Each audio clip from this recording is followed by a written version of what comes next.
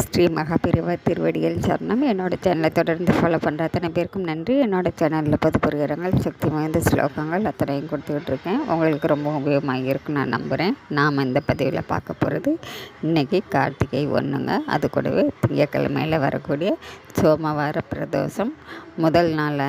இந்த திங்கக்கிழமையில் எல்லா சிவன் ஆலயங்கள்லேயும் சிவபெருமானுக்கு சங்காபிஷேகம் நடக்கும். எல்லாருமே கலந்துக்கோங்க. இந்த நாளில் நாம் சொல்ல வேண்டிய பாவங்கள் தீரக்கூடிய அற்புதமான மந்திரம், அதாவது சிவபெருமானுடைய மந்திரங்க. இந்த மந்திரத்தை நாம் சொல்லும் பொழுது, அதுவும் கோவிலில் உட்காந்து சொல்லும் பொழுது கண்டிப்பாங்க நம்மளை தொடர்ந்து வரக்கூடிய பாவங்கள் அத்தனையும் தீரும். நம்ம வாழ்க்கையில் இருக்கக்கூடிய பாவங்கள் தீர்ந்துச்சு அப்படின்னாலே நமக்கு நடக்க வேண்டிய அத்தனை நல்ல விஷயங்களும் நமக்கு நடக்க ஆரம்பிக்கும். கண்டிப்பாங்க நம்மளுடைய தலைமுறைக்கு, நம்மளுடைய குழந்தைகளுக்கு நம்ம காசு பணம் சேர்த்து வைக்கிறோமோ இல்லையோ, கண்டிப்பாங்க யாருடைய பாவத்தையும் சேர்த்து வைக்கக்கூடாது. புண்ணியங்களை மட்டும்தான் சேர்த்து வைக்கணும். அதனால் இந்த ஒரு விஷயத்தை மட்டும் கண்டிப்பாக நீங்கள் உங்கள் தலைமுறைக்கு செஞ்சு வைங்க.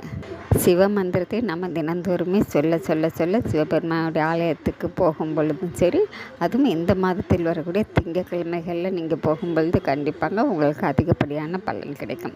இந்த பதிவில் கொடுத்துருக்கக்கூடிய இந்த மந்திரத்தை நீங்கள் உங்களால் கோவிலுக்கு போக முடியலன்னா கூட பரவாயில்லைங்க, இன்றைக்கி இரவுக்குள்ளே உங்கள் பூஜை அறையிலையோ எங்கே வேணாலும் சரிங்க உட்காந்து மனசார சிவபெருமான மனசில் நினச்சி இந்த மந்திரத்தை முடிந்த வரைக்கும் சொல்லி உங்களை தொடர்ந்து வரக்கூடிய பாவங்கள் தீரணும் அப்படின்னு சொல்லி மனசார வேண்டிக்கோங்க. கண்டிப்பாங்க மந்திரம் எங்கே இருந்து முழு மனதோடு நம்ம சொன்னாலும் கூடங்க சிவபெருமானுடைய அனுக்கிரகம் பூரணமாக கிடைக்கும். நாம் அடுத்த பதிவில் பார்க்கலாம். நன்றி.